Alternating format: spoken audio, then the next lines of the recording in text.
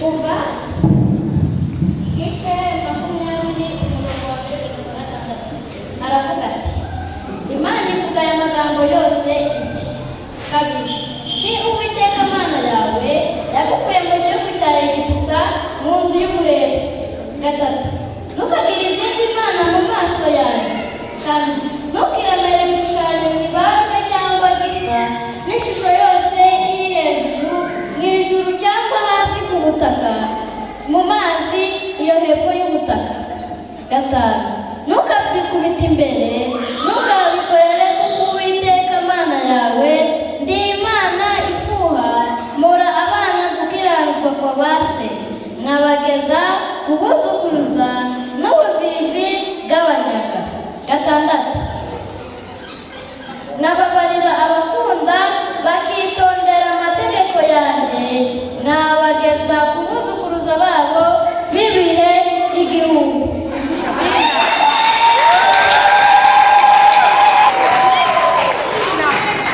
Igitabo cyo kuva ni kimwe mu bitabo bitandatu amategeko ya Mose. Ikibanza n'itangiriro kigakurikizwa